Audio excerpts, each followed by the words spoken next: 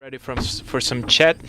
Let me introduce myself. I'm Bia Granji. I'm curator for UPix, which is a platform that talks about youth and digital works. We have a website, and I'm also the new link of Social Good Brazil. I would like to thank the invitation again, and I'm gonna open a panel that is very dear to me because as a curator of this platform that talks about youth and internet for a long time we were discredited, and we heard that all these people in the internet were alienated, they did not mobilize for anything.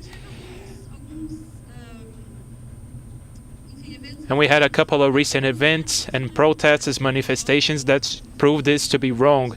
The young people are very engaged, they are very empowered, and yes, they are mobilizing for causes, maybe not always huge causes, but we can see a long tail of the causes on the internet.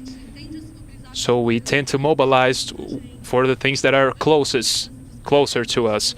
Before the large manifestations that happened in Brazil, we saw this in our timeline. People wanted to save the animals, people asking for blood donations, others wanted to refurnish their house or reform a plaza. This was also always a reality, so we will have a chat with people that are a reference in this topic to talk about this reflection, this new moment of the people that are empowered by the digital power that transforms the world. So I would like to call our host, Rafael Ziggy, to the stage. Please come here, he's coming over. I would like to call the debaters, Alessandra from Meu Rio, Gabriela Bighetti from Foundation Vivo Telephone, Graziela Tanaka from Change.org, Marco Gomes from Bullbox. Please come to the stage. And the journalist and blogger, Good Brazil. That will be our link to the internet. Hello, welcome to the stage. Well, let's proceed here. So who I pass this mic to? Folks, let it rip in this debate. Good afternoon. Welcome everybody. After lunch, now everybody's merrier, smiling. Well, before we start, let's reinforce what's the theme of the panel. We will talk about the social impact of campaigns and digital movements. So it's very important, it's a very highlighted topic, it's very important in Brazil. We attested that there is not only a couch mobilization, we can achieve through social media a greater manifestation. We can go to the streets in such a huge cause, local cause. We have many movements that we can approach here. And the theme of the panel says that a connected society is no longer the future, but it is a reality. So there are many campaigns and movements that start on the internet and are translated into concrete action in society. Searching for answers and profound reflections, people will debate how the campaigns and digital movements are impacting our life currently and what results can be celebrated. The dynamics of the panel is simple. So I will invite each one of them to introduce themselves and answer the main question of the panel in 5 minutes each. Very concise. And then we will open a debate in the aquarium format where you folks from the audience can come up to the stage and ask questions. So it's good so you can understand and figure out what to ask and to absorb the knowledge of the panelists here on the stage, okay? We can start things off with Gabriela. You can introduce yourself and do your 5-minute presentation about social good and etc. Thank you. Good afternoon, everybody. My name is Gabriela Bighetti. I am responsible for the social projects in Vivo Telephone Foundation. We selected to share with you a campaign that we conducted in the social media networks fighting child labor. We selected a video to show you guys that explains about the campaign, and I'll ask to play the video. Then I will come back and add up some information that the video does not take care of. So let's watch it.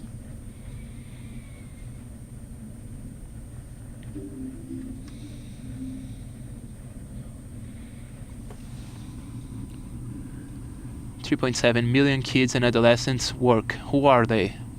Where are they? Why do they work?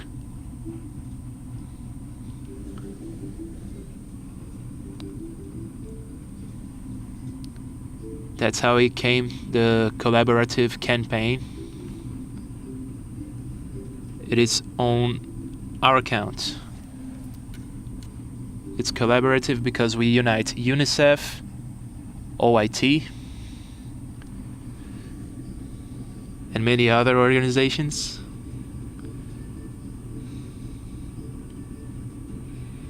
In an effort that is a team effort to unite people, get to know the situation of child labor, the context in which it takes place, the daily activities that are within your reach to help out, attitudes and thinking and collaborations, text, videos, news. Besides, we are also conducting a national mobilization throughout the country. The results so far shows us that 15 million people are impacted by social networks, an average of 2.6 million per week, 155,000 fans on the Facebook page, 1 million people reach child labor and adolescent labor. It is our business too.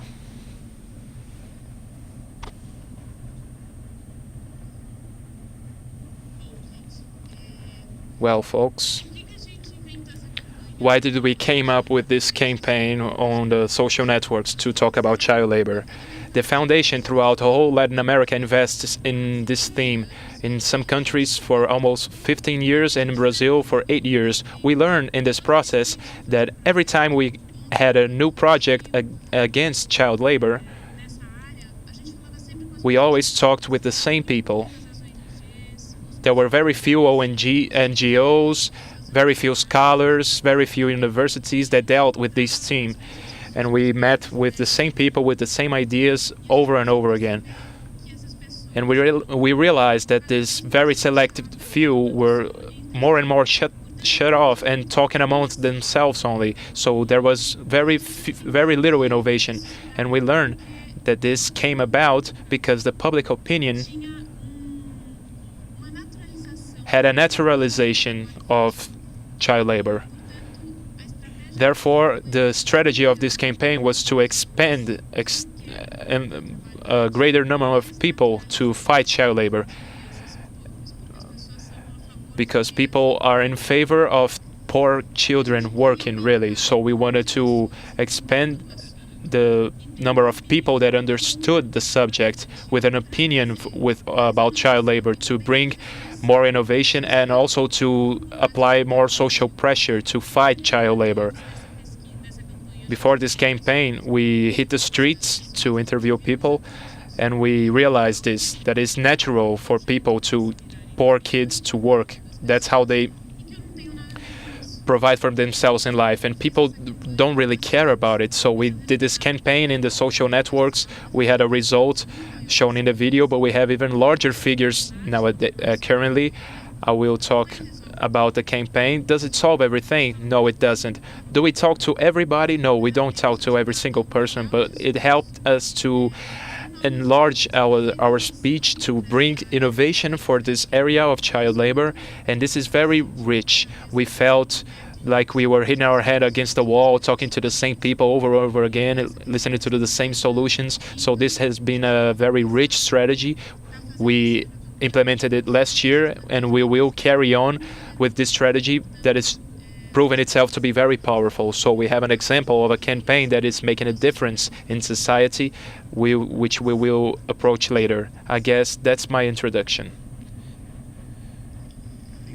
Thank you.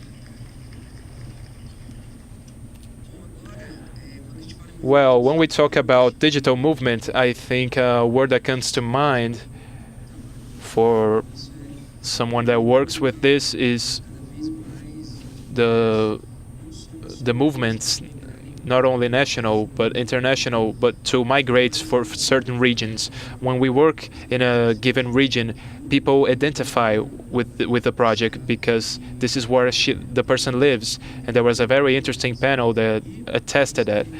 So we also have Alessandra Orofino from the movement Meu Rio, which translates to My Rio, and I asked for her to introduce herself and talk about other initiatives such as Propose. Hi, my name is Alessandra. I will tell you about Meu Rio and other initiatives. We only have 5 minutes, so I will talk about what Meu Rio is, and I will give an example of work that helps to answer the question posed by the panel, the impact on the social and digital campaigns. Meu Rio was created 2 years ago and is a mobilization network. We seek to bring citizens from Rio de Janeiro together about the decisions that impact our lives. So I think it's good in the context of this panel that Meu Rio does not act in the social networks. Meu Rio uses digital tools and social networks as a tool of working, really, to organize people and to mobilize them to the streets. An example of an initiative in the Congress that we conducted, and Meu Rio counts with 100 members, people that acted for some mobilization that was created by the networks, either on the networks or on the streets. Most members are very young, from 20 to 29 years old, and currently for 20 people in this age in Rio de Janeiro, one of them is a member of Meu Rio. I will give you one example to show you the potential of this kind of work that transcends the networks and moves onto the streets and bridges this gap, that utilizes digital as a tool for organizing. This is the example of one of my favorites campaigns, is the campaign created by a citizen from Rio de Janeiro called Marcia, using a pressure initiative to pressure one of the representatives by Facebook or Twitter and also by phone. This campaign was created by Marcia to defend her daughter's school, a municipal school near the complex of Maracanã. And this school was threatening, it was going to be demolished to build a parking lot for the World Cup. Marcia and the other parents were mobilizing against this demolition, and they were very concerned last year that the demolition was going to take place when the school was empty during recess, so there would be nobody to defend the school, nobody would be inside to verify what was going on. But knowing this concern, the team of Meu Rio, that always seeks to get involved in mobilizations like such as this, created this platform, which is a digital platform, but it has a lot of connection to the streets. The idea of the platform is called De Guarda, which translates to on guard. The idea is to watch a public space that is being disputed. In this case, the space was the municipal school, and we watched the school 24 hours a day for 7 days a week for 4 months through a webcam that was implemented in the balcony of a generous and concerned neighbor, and people could enlist via the internet to be guardians of the school. So they provided their mobile numbers, they could watch the school through the webcam, and if there was a weird move of some tractors of equipment, they could alert and warn the guardians through SMS, and people would mobilize and gather in front of the school. So this is a very interesting example, but it's interesting the use of a digital tool for mobilize and organize people in an intelligent manner to move into the public space. This is what is interesting to us, and for whoever is interested to the outcome, the school will not be demolished after 1 year of mobilization. An interesting point that I wanted to conclude: a month later, after the school that would not be demolished, the parents created another campaign, so there would be a bus station stop in front of the school. So I have the honor of talk about this public work. the idea that the collaboration for improving a public space, this wonder that happens when people give concrete ideas on how to improve a space. In this case, putting a bus stop in front of the school, it only comes to fruition when people are empowered and when they feel they own the space. So to imagine that people will use platforms such as this of Meu Rio to give ideas and solutions if they don't feel they own the city, it is naive, and it's not what we verified in the practice of Meu Rio. This kind of movement that you referenced here, we saw in Brazil in the manifestations in June of reclaiming the public space, is just the beginning, and it translates a feeling that it's not necessarily is a formulation of a political stance, but also a feeling of ownership and right to the city. Not ownership like in a private sense, but the right to a space that belongs to everybody. So this is a picture that I took in Avenida Paulista as a tourist from Rio de Janeiro. I think it's the greatest thing in the world. So there was a couple of folks sitting on the asphalt, and they had a sign that said that this public space is being used in an idle manner to share freedom. And I want to leave you on this note and to announce that the model of Meu Rio should come to São Paulo. That is a very good group of people, so maybe we will be able to conduct some activities here in São Paulo also. That is it. Thank you very much.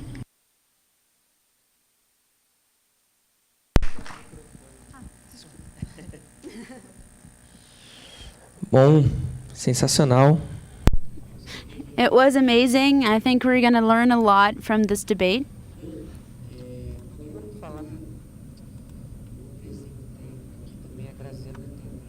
We're going to introduce Graziela Tanaka. Has a very symbolic case of Ficha Limpa that she was a part of. And she worked with FAS, and she is now from changepoint.org. So better than me talking, it's her saying things about her experience.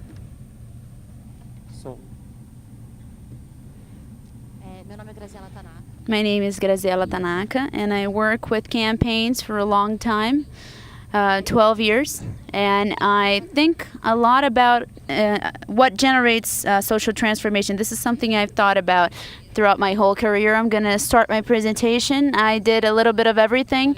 I did a presentation in Florianopolis this weekend for recently graduated young people, and I understood that I worked for 9 NGOs in these 12 years. I worked with HIV and AIDS, living, environment, education, consumers' rights, human rights, corruption, digital inclusion, and I had a existential crisis as an activist. I'm not an expert in anything. I'm not an expert in environmental politics. I don't know the consumer's code by heart, but I understood that more than specializing in something, I am a generalist. I work in multiple topics, and I was specialized in being a tool. So I'm not the one who's going to be writing that report or doing that claim, but I'm going to help them get some type of impact on their work. So listening to people from Rio talking, I got nostalgic because I lived there for 6 years. I worked in favelas a lot. I've been to Bangu and Campo Grande. I've worked with preservative banks in Jardim América, in Mangueira. I've worked door to door. I worked in networks. I organized protests and flash mobs. And I always find myself in this dilemma. What is the most efficient? Door to door.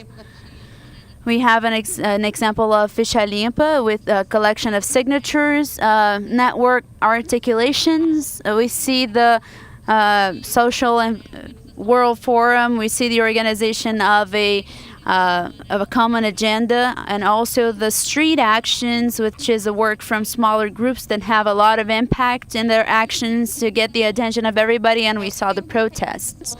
So there's always people assessing what can generate the best outcomes and what can transform socially. And I think the most efficient are all of them. All of these actions are complementary. All of them have their strengths. The door-to-door, that's fundamental. The articulation of networks is also fundamental, as well as the big protests, which are not easy to be organized, but they are the ones who take the agenda to a bigger population. They have a bigger reach. And throughout this time, I got into the world of online mobilization. This was in VAS in 2007. I was part of the founding team of VAS. We were part of the 12 people who founded this. There was a lot of skepticism.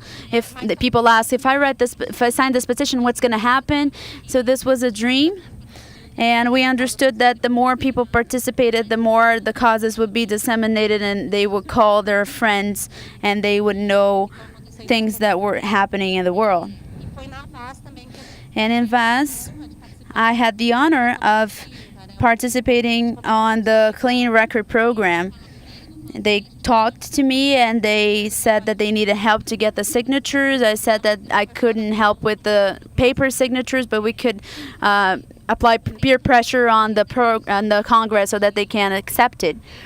So this was from the introduction of the Clean Record program, where the minister said that it was very difficult that the Clean Record program would be approved. And 1 year after that, 80% of the population had heard about the Clean Record program. So I think it was a milestone in my life.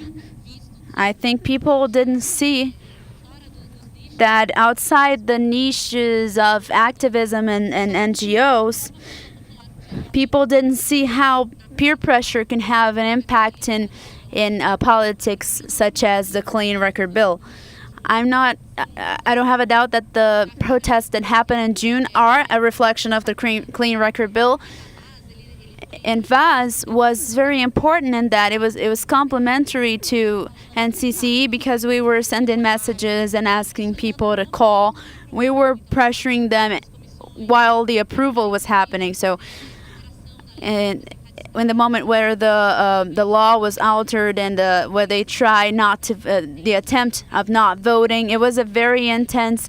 It was a very intense campaign. We sent an email updating people, and when we got to the court to decide if it was valid or not, everybody was updated about what was happening in the last months. I saw that people was following step by step every voting process. They knew the ministers' names by heart. I know that at that year, that was a seed of what is happening today. We're having the Mensalão vote, and all the ministers are on the cover of magazines. There is a new generation that is being interested with politics. They're the ones who went to the streets, and internet is being a big part of it. So I think a lot of people ask themselves how mobilizing. I think it's not how to mobilize. I think it's how to scale. And this is what I came up with in my conclusion. I saw that Graziela, mobilizing a group of 30 people or summoning a protest that is going to attract 100 people, this is a lot smaller than my work that is going to mobilize people that are going to call their friends, and they are going to involve their own group of people. My laboratory is change.org, and I call it the laboratory because the digital is very interesting. You have real-time metrics, so you know how people are reacting and what they are liking, what campaigns they like and what campaigns they don't. So we test that all the time.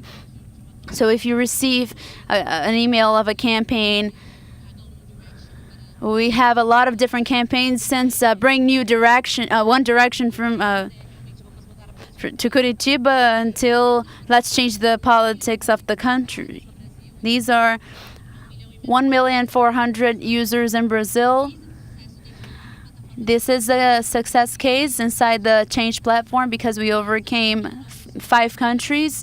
There are 100,000 new users a month, 280,000 signatures per month, more than 17,000 campaigns created, and 60 new signature petitions per week. So we are able to assess standards and patterns. We're able to know what people in Tocantins are doing and what are the most important campaigns in Porto Alegre, what campaigns people are signing and what are the ones they are ignoring. And we're able to do this assessment on how popular participation happens, in this case restricted to internet, but how it happens in general.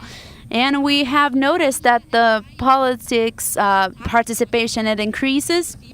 And I think it's irreversible. We're learning how to be democratic. It is a very young democracy. People are learning how to participate, and we have the stages. So you start as a spectator. So I worry about the environment, but I worry about the animals, but I don't do anything. So from a spectator, you become involved. You become a supporter. So you make a donation to a dog hound, or you make a donation to a foundation, and then you're going to become a discloser. You're going to believe in this campaign so much that you're going to start calling your friends and getting them involved. From a discloser, you become a mobilizer, and this is the point where you're going to participate in a meeting. You're going to get to know about collectives and go to a protest that was summoned, and maybe create a protest or disclose a protest, and you're going to become a leadership. And when we talk about this debate, this doesn't exist. No leadership is going to be a spectator. No mobilizer is going to stop being a mobilizer to become a spectator because it's easier through internet. I think it's a set of stairs. And we believe that change, being open to any campaign, anybody could create any campaign. We do not filter it. There are campaigns I agree with. There are campaigns I don't. And if you get to know about a campaign that interests you in your neighborhood nowadays, afterwards you're going to get to know about a campaign on a national or international level, and you're going to get interested in that too. So we believe that internet, it helps connecting people with new causes that they didn't know before, and it gives them new opportunities of getting to know new groups that are making it happen, and also NGOs that are using the platform. People are gonna support and get involved with these platforms. I know that I have a short time, but we talk a lot about people. I'm gonna give 4 examples: Natalia, Charlene, Luciano, and Sergio, that are users of Change platform. 2 of them won their campaigns, and 2 of them didn't. Natalia was a journalist of Isto É magazine. She did an article about the problems in the penitentiary system in Brazil, and she found out about the case of Eberson. He was arrested for 3 years unfairly. He was innocent, but he was raped. He went through rebellions, and he got the HIV/AIDS virus. She disclosed the case, but she couldn't do anything about it as a journalist, so she entered Change. She interviewed me 2 weeks ago because of Change for other reasons, and then she created a petition. This is Eberson before and after. People were sensitized, and she visited Eberson in Manaus last week. This is the promoter that found out that he was innocent. He was addicted. He was living on the streets, starving. And one of the speeches that he gave was that I know there's a lot of people in Brazil that don't know me and believe in me. So he was arrested, his life was ruined, so he knows there's a lot of people in Brazil that knows about his story and believe in him. He stopped using drugs. He is now chasing a job, and he's asking for an indemnization. I think you heard about this campaign, was the urbanization of Ilhabela. There is this coastal management plan, and Luciano is the president of the Association of Architects and Engineers of Ilhabela. He created this petition, and his goal was 30,000 signatures, and they got the 30,000 signatures one day before the delivery of the petition in a public hearing. And the mayor opened up this hearing to discuss the plan, and we had an overload. We sent a lot of messages to the city hall page and Facebook that we didn't want Ilhabela to be urbanized. And 1 week later, the mayor changed his mind because he saw that there were a lot of people in Brazil that were supporting it. So this plan is applied to other cities in the northern seacoast. In São Sebastião, we have this type of campaign as well. Charlene had a victorious campaign. She is a biker. And a deputy, he created a project, a bill of law for you to only be able to ride the bike on the bike lane, not outside of it. So she was very worried about this because you had to push your bike until the bike lane and only ride it there. So she did this petition, and this is how it works. She got a lot of signatures. There were bike blogs who covered her. She delivered her petition. And every time a person signs, the target of the petition receives a message. So the governor had a lot of messages in order for the bill to be removed, and he removed it. So this is an example of a student, a girl that got a concrete transformation. Sérgio Silva, maybe the ones from São Paulo know him. He lost an eye, the left eye, with a rubber bullet. And he did this petition against the use of rubber bullet and moral effect gases and protests. He was always politicized, but he said he never saw himself as a spokesperson, as a leadership. So, but he was actually accidentally a spokesperson in the situation. It was because of a tragic situation in his life. He's going to deliver a lecture at 7 p.m. About the action of police.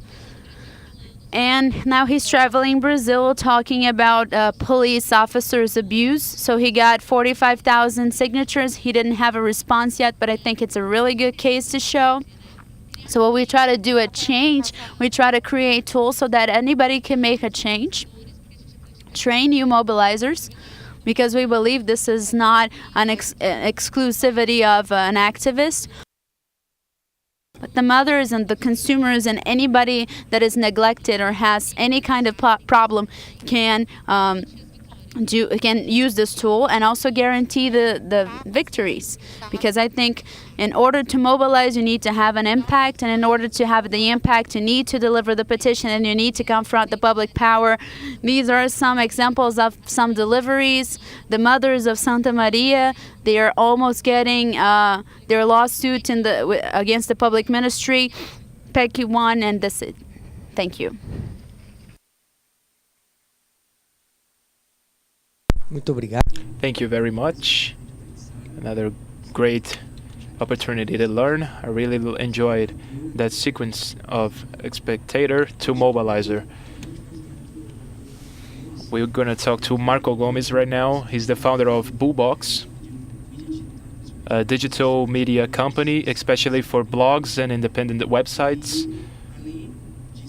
And besides being the founder of an exemplary company, was cited by Forbes as one of the most innovative companies, he found some time between mobilizations to do a collaborative mapping during the protests that were being carried out in Brazil. And many people use this as a reference to organize. So feel free, Marco.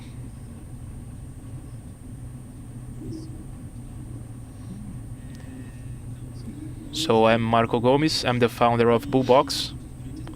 And during the manifestations in Brazil, I realized that one of the great issues, I was with my wife in Paulista Avenue. In the first day of protests, I was called to the Battle of Paulista before the things got to such big proportions. In the first day, there was a great deal of violence.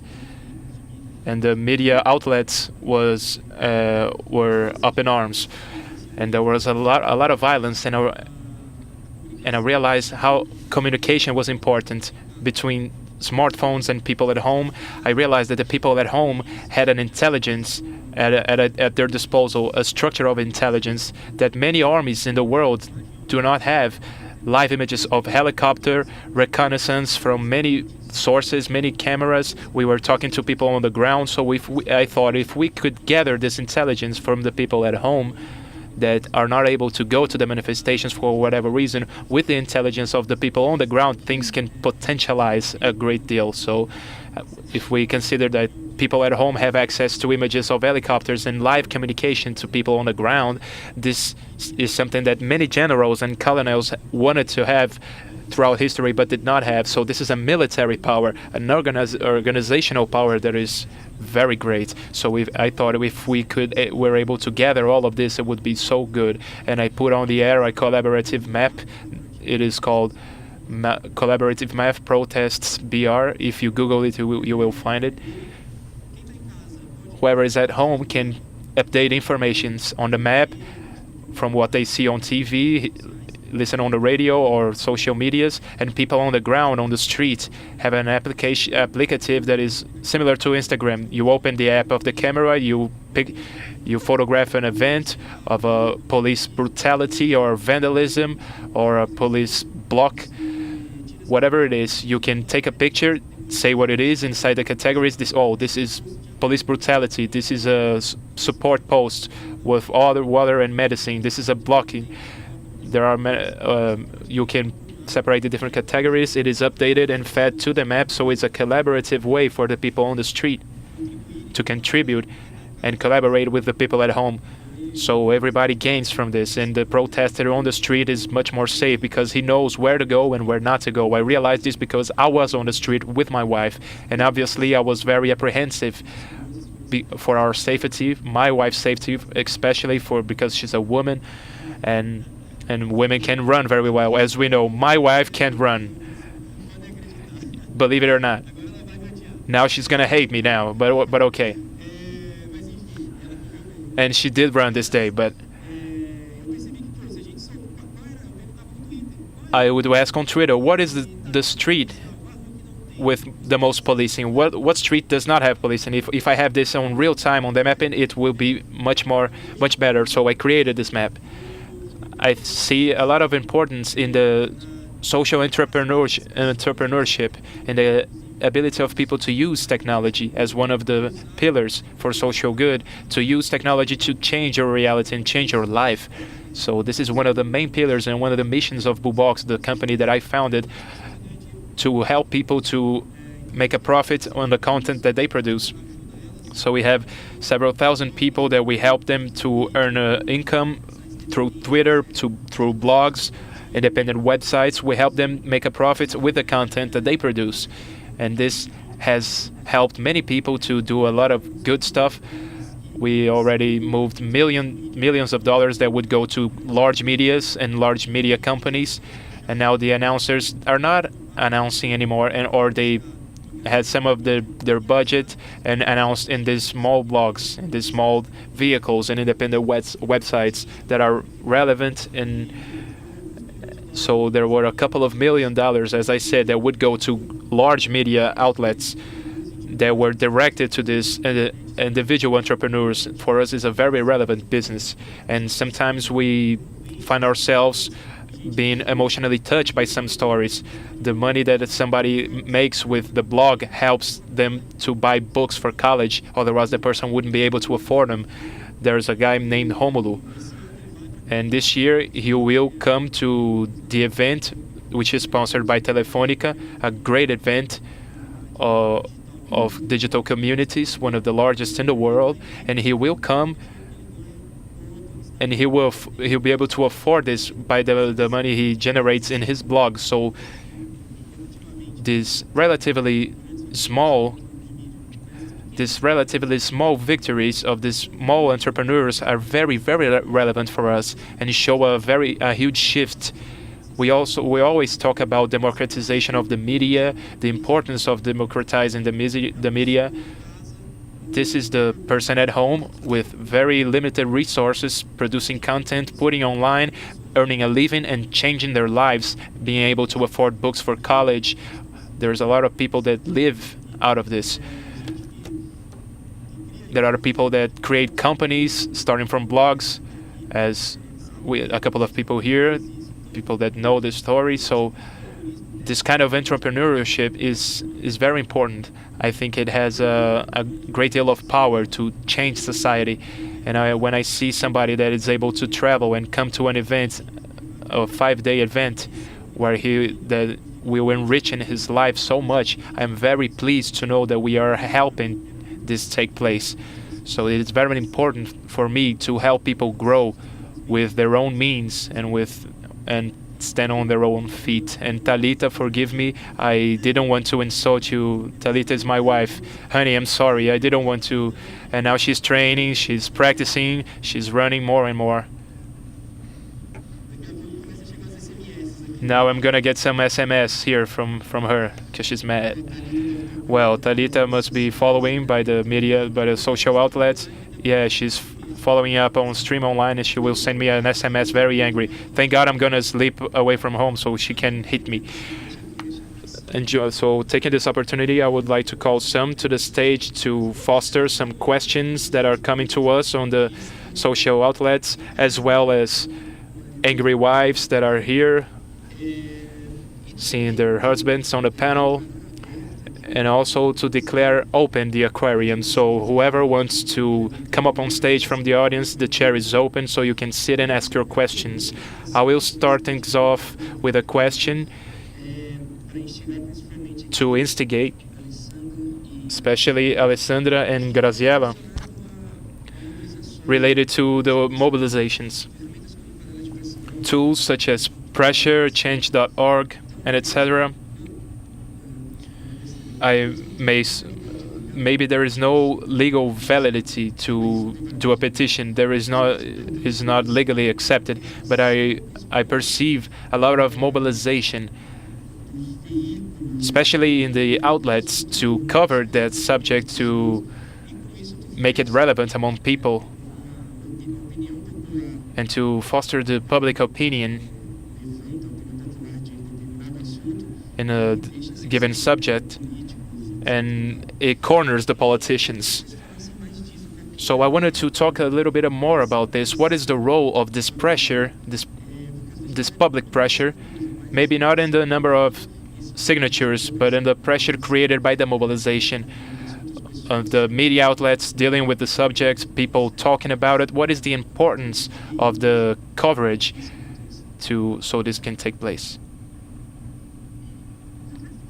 In the case of the pressure, it is interesting because when we created a project related to public pressure, we conducted a research with some members of Meu Rio.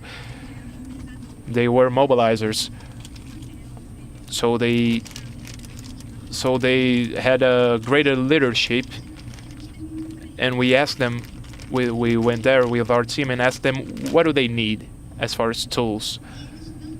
And they did not say that they needed a tool of petitions, because there are great tools as Change itself, which is wonderful. I'm a fan of it. They said that what they needed as far as the city goes, something created for Rio de Janeiro, is a direct contact with the right person. So the greatest difficulty that they faced to mobilize wasn't necessarily to get support or to disclose an initiative. It was to understand how to speak with the decision makers. And sometimes this goes through an understanding of who is the decision maker. Sometimes it is not clear, and it is not clear in a local policy as well. So we had a great deal of data of the decision makers in the city, and we mapped names, email addresses, the office addresses, the phone numbers, the account on Facebook for the ones that had it, and we linked our platform directly with these vehicles and outlets. So when you participate in a campaign, you directly shoot an email to the Secretary of Parks and Gardens and the Subsecretary of the given region where you want to talk about maybe a plaza or something. And we also apply pressure through the telephone, so you can put your cell phone number, we'll call you and makes a connection with your cell phone and the office of this decision maker, so you can talk directly to him. So this kind of pressure, even though the media doesn't support it, because oftentimes campaigns succeed without the media, because they might be small grassroots companies, public spaces that do not generate so much interest to a media story. But out of this dialogue, we create a lot, and it's not very often conducted with the decision makers. We wanted to pressure the president of the Court of Accounting. We wanted to pressure them to unfile the investigation, the inquiry on the bus companies of Rio de Janeiro. When there was a campaign, when it was installed, the court filed the petition. So this member started a campaign. The president of the court talked to our team because he was shocked. He had never seen such an initiative before, and he filed in 24 hours. He received thousands of calls. His secretary, that had nothing to do with this but suffered right along, she said she had never seen anything like this. 3 or 4 telephones ringing every single time, at every second. So literally the phones rang 24/7. This type of pressure, regardless of legal validity or not, it's what takes it to the decision makers, something that is happening outside of his life. So it shows that there is some type of accountability, some type of watching that may be strong if the demands are not met. So this is how we achieve results, and sometimes we surprise even ourselves when the number of people is not a huge number of people, because it is a local issue. And just to demystify this issue that every petition is of politics, there are also petitions for companies. What is a petition? It is a sheet of paper. You're gonna complain to the janitor of the building. I want to have something in my building. I want to improve something, or to the director of the school, the principal, because you want healthy food in the cafeteria. So every mother signed a petition and gave it to the principal. It involves this as well, but it's directed to digital. So many petitions are directed at companies, the abuse of rights to the consumer. There was one of the Coca-Cola last week, just to take an example, a very cute example that we loved. Somebody that worked on a program of the TV channel TV Cultura learned of the canceling of her program. She created a petition in the TV Cultura. They shot almost 2,000 emails asking not to cancel the program, and last week they announced that the program would not be canceled because there were still fans claiming for it to stay on. So going back to the issue of legality, it is very symbolic. Just to use a very exemplar case, one of the last institutions that would use change was the public ministry, and they created the petition of PEC 37. In December of last year, I didn't believe it because promoters and lawyers were doing it, but they believed it because they knew that if they used the petition, they would have a bigger disclosure in Brazil, and that it is the biggest petition in change. It was wrapped up with 465,000 signatures. The campaign started in December, where very few people know about the PEC 37, and it was part of the reivindication of in June. But because they spent months disclosing this petition, but at the level of the states, they had lectures and they went to universities. They had a very intense work, and they used the petition as an aggregator to call people to join the campaign, and they were able to knock it down. And when they went to the chamber to have this meeting, the prosecutor said that we have more than 400,000 signatures, so they used the signatures to show the popular support. It's like having a group of 10 people and saying that we're not 10, we're 20,000. So the petition is good because it shows the decision maker and the civil society, whoever it is, it helps legitimizing and showing that this person is not alone. It's like soccer team. for soccer teams. Yes, for São Paulo, they have a petition. We tested and it didn't go so well, but I tried to have a petition bringing my personal case. I tried to have a petition to open democracy in my club, Figueirense from Florianópolis, the Glorious. So we use Avaz because, I don't know, I had to do something. I did it in Avaz, and I called some people. I have a website about Figueirense, so we mobilized a crowd about that. We got 3,000 signatures, but it didn't happen. So it's going to bring a look of the social networks from people that are at home. Good afternoon, guys. I'm sorry I wasn't here in the beginning. I'm going to do my activism, can I? Because I was breastfeeding. I have a little baby, and I had an interval. And these intervals are very complicated. And I noticed that when we're here spontaneously, these breastfeeding intervals are really complicated. But while I was out, I have new numbers.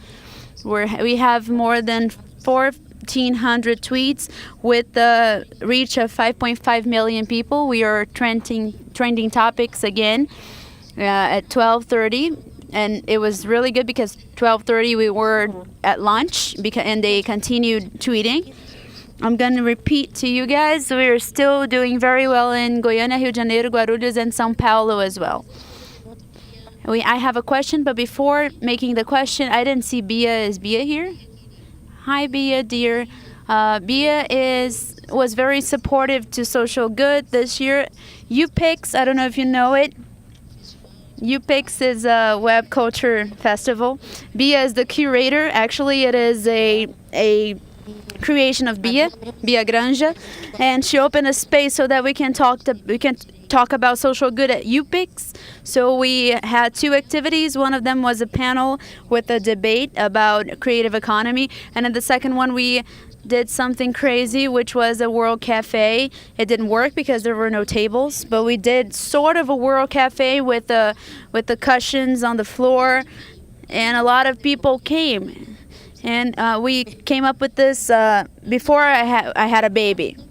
So we didn't plan it very well. So Vem Pra Rua protest happened. And we had this protest on the streets. And there were a lot of people that came up. They were very interesting. And I think Graziela, Alessandra, and everybody that was here understand that for those who are who are participating all the time, we saw ourselves less lonely, and we saw that what we did was more common, more normal, and we had to include a lot of people. And from the people that we could include, we brought Guido Medianija, and the question that I had has a lot to do with what Guido Medianija said. And I'm going to mention him because they deserve to be highlighted here, even though they're not here. Guido Medianija and Thiago Desan, he said that it is not Vem Pra Rua, which is come to the streets. It is Continue na Rua, which means continue on the streets. We can't give up on doing things, and we can't stop this fight. I have a question from Marula Stiegold. She asks if the Giants slept again, which is a reference to the Brazilian anthem, and how we can continue the popular mobilization to see what we want to see it with the public management.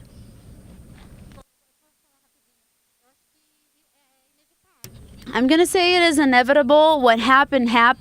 We don't have to say that the Giants slept again. We have a protest moment and we have hard times. There are moments of mobilizing and agitating people, which is happening right now. Mobilization helps bringing more people. From a lot of people who went to the streets are not going to continue involved, but a lot of people who were not involved are now involved. So the daily work, which is very hard, which is in the communities and dealing with justice and which is the work of the activists, NGOs, this is going to start. Maybe it's not going to be as visible as a protest, but it is also relevant. And this was not visible yet, before, and now it has the potential to be visible. So I think this is a very predictable moment. It is a consequence. Maybe we're going to get back to having big protests, which proves that we have this capacity. So if something absurd happens, we're going to go to the streets again. We are more attentive to that, but I think that daily work is not as pretty and not as emotional. I think this is the work that needs to continue. Da nossa campanha, que é I would like to give an example of our campaign, which is very different from the work that was presented here, because it's a campaign that needs to inform, because there's a lot of polemic about this. There is a lot of division of opinions. So our campaign tries to inform rather than having a petition or anything else or a protest. I'm against or I'm pro. It is an informative campaign and it needs to be developed continuously. I think this is very important as well, making this discussion. And we see that they don't need us. When we release the theme, the people themselves discuss, and then this happens. So there was a post that had a very big number of comments, all of them in favor of child labor, until someone gave a testimonial and said, I worked as a child, and because of that I have such damages in my life. And this one comment that was an adult now but had worked as a child made this series of people review their points of view. So I think the information has a role in this story, not only the campaign of mobilization going straight to the result. First of all, I would like to talk to your wife. I'm creating a self-help group called Girls Who Manifest, Girls Who Protest. This is a mutual group, a help group about girls who want to participate on protests. We defend ourselves from pepper gas. It's going to be a success. And she is invited to participate. So to answer your question, I am a big defender of my generation that is very criticized. I think the giant never slept. It is an illusion to say that the giant is waking up. There is a lot of people working actively,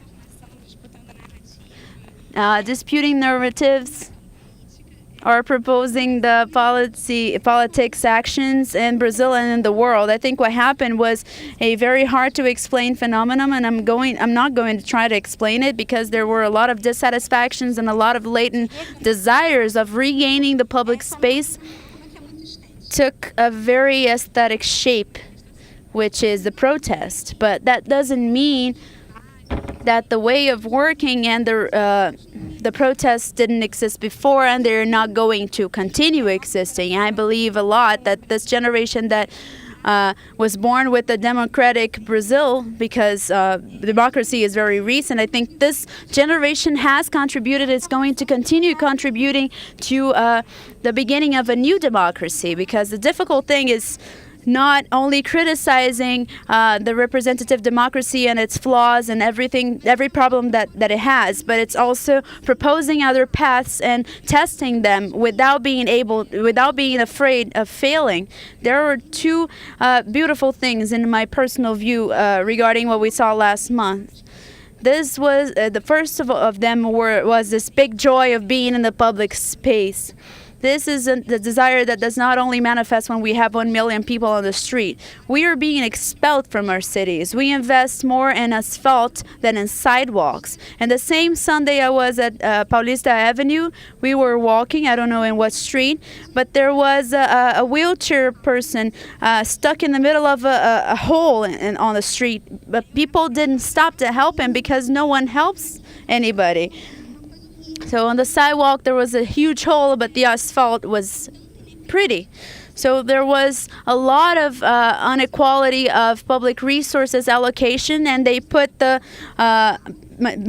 biggest majority of their resources in the asphalt used by 20% of the inhabitants, and they don't put the investments in the sidewalk. So now we have to seek solutions, and more than being on the streets and being on the networks and being in this type of event where we exchange experiences and talk, I think our biggest responsibility is not stop seeking for answers. I am an heir of a democratic process that cost a lot to my parents and to my grandparents, and I think I'm responsible for making it evolve. I talked to Imaginando na Copa people that everything that is not reinvented is dead, and I think the protests are a space for reinvention. There were a lot of different moments before that, and there are going to be other spaces in the future. Feel free to make your question. My name is Márcio from Avina Foundation. There's a question for Graziela and Alessandra. I understand that platforms such as the ones you coordinate are fundamental as a leverage for social transformation, especially when they reach the critical mass. You have 10, 20, 100 people, and then when you get to 1 million, it is a relevant instrument for change. My question and my provocation, so to speak, is how we can potentialize the use of platforms such as this one for more strategic and more eternal, more long-term agendas, not only for occasional agendas. Of course, occasional agendas sometimes are relevant, but how can we reach this critical mass, and how can we be open to small campaigns also, like barbecuing on the weekend? But I believe that to change the country, we need to have social movements and organization and collectives that work very strongly and using you, because they can't do what you can do with their own agendas. There was a very big alignment of interests, for example, in the Clean Record Bill. But how can you dedicate much more and more energy and more long-term agendas and more complex multi-stakeholders agendas? I think you have this, but this is a very nice experience to discuss how to do it more. Well, this is a major challenge. I think it's one of the issues that the team of Meu Rio face on a daily basis as a fundamental challenge to maintaining the model and to have success in what we are proposing ourselves to do. One of the ways that we are exploring is to use this type of mobilization that emerged because there is an absurd something as a starting point.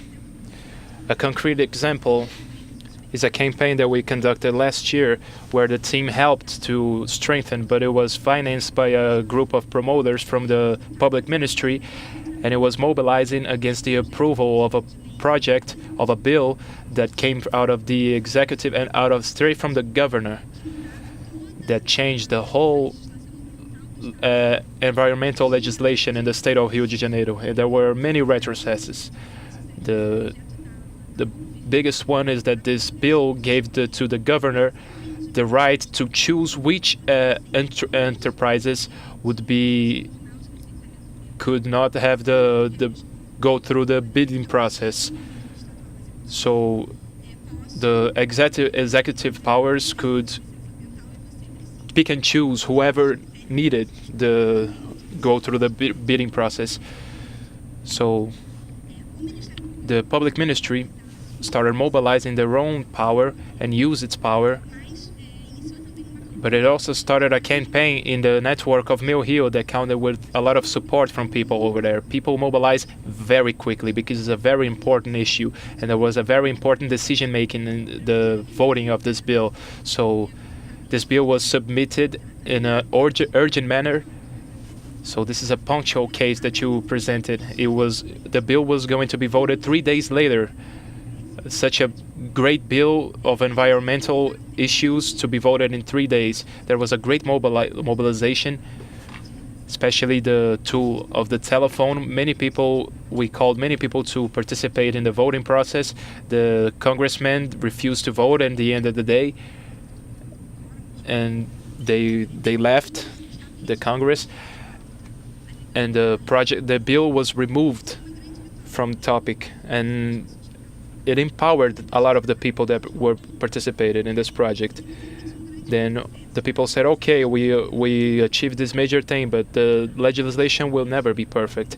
And the strategic topic, especially in a state such as Rio de Janeiro that is exploring the oil economy, this strategic topic of the environmental issue is much more complex and much longer, and there are many people working on it. So we went to talk to people that work in this for a long time in many cores, in many universities of Rio de Janeiro, and we formed a team that was already set up. Actually, we just formalized it for our network.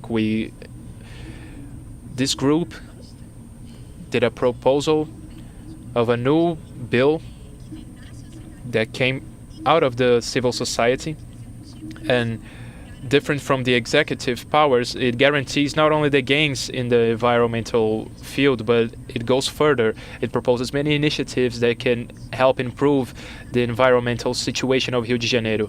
It is not a popular initiative project because we were very concerned with the legal aspect of this mobilization. We needed to have physical signatures, and this made our work more difficult. So we published the work online, and we pressured the congressmen to be patrons of the project. So this project came from civil society. It is by its own core and spirit a project from civil society. You as a congressman can or cannot patron this project, and there were many people from different parties that decided to sponsor it, of course. So we hope that we'll be voted pretty soon, and we can add up a few other topics. So to take a few victories such as this one in this executive bill, and to use all the mobilization and the sense of empowerment and participation that emerges out of these mobilizations as a starting point for something bigger and not the end of a process, is a valid way that can help us overcome this challenge. Well, is a challenge because we are not an NGO, we are a company, a social company, and we do not have a political agenda. So as a platform, we do not defend a topic or the other topic, but we do something relevant for what you were asking, which is to connect people with the local movements. So there's a group, EcoSurf, from Itanhaém. They had a petition against the verticalization of the shoreline. So we published to all the users in the shore area. So many people were made aware of this. They had a debate. We sent it to the people that signed. They will have a meeting with the mayor. We send it back to the people that signed. So this constant communication and the online mobilization is becoming more and more relevant. We are becoming larger than certain media outlets. So Change has about roughly 1 million users in Brazil. We are much larger than small newspapers. We have a greater traffic than many portals, so we are a source of information, but an information for mobilization. So we can have campaigns, for example, in Goiânia, for people that are in the city of Goiânia. There was a campaign in the University of the State of Minas Gerais, UFMG, so we sent it to the users over there. So people in that region will be made aware of that topic, and we also recognize patterns in change. So there are many bicycle initiatives in Faria Lima Avenue in São Paulo here, for example, the skate parks. There are requests for skate parks in the state of Recife, in the city of Itaquera, in the city of Campo Grande. So we take the users that signed the petition on that particular theme and inform them about other campaigns and other people involved with the same subject. So through this constant communication that we do with the users, we can develop our narrative of changes. The animal rights is the same thing. Look, they achieved this in Belém. Let's try the same thing in the city of Curitiba. So we advance our agenda, but the work always belongs to the creator of the initiative. Look at what this NGO did. Look what this collective did, because the work of advancing the agenda is their debate. What we can do is to direct people that are engaged to be made aware of their work. So I think we do a service that is essential for civil society which is to provide visibility to the small groups. For example, the collective of Cupia Brassi, which is a very small group of people from the neighborhood of Perdizes in São Paulo. They had a petition of the 30 trees from Matarazzo. How many signatures did we have, Lucas? About 12,000 signatures of people from the whole city of São Paulo. So this small collective, now people learned that they won, they achieved they attained their goals. The trees were not cut off. So what we do as a team is to create content of training. So we want to teach them to have success in campaigns. I work with campaigns for 10 years, so we teach them what works, how do you apply pressure. We help them to define their tactics and their strategies, how to do a release, how to work with the newspapers. We provide the tools so their campaigns can achieve success. What they will do with the campaigns is up to them. Somebody that had a successful campaign, the person will conduct another campaign because there are always issues. So this is the idea, to get people hooked on mobilization. And this happens all the time. There's a new campaign, well, let's do another one. So this is the idea, more and more people engaging in campaigns and participating. Well, thank you very much. Now I understand why Joaquim had said that time Zuprik as well. It is blinking here for us. I think we have time. So last question here. Let's take the opportunity. Welcome, feel free. Hello, how are you doing? My name is Davi. I'm a journalist from Povi Portal. Recently, the Secretariat of the Youth in the Presidency of the Republic launched a digital observatory similar to the modes that you presented here. I want to know your opinion of this observatory, and if it is possible to think short-term or long-term about a participation that is more formal. I, as a citizen, have the right to vote, and I can formalize my demand. You can start with Marco Gomes. He published something of this subject, so he can share his opinion. Well, the execution was poorly conducted. I'm sorry, it's the truth. It was really poorly conducted. Very badly operated. People that don't know what they're doing, have no idea what is going on. And it is the same government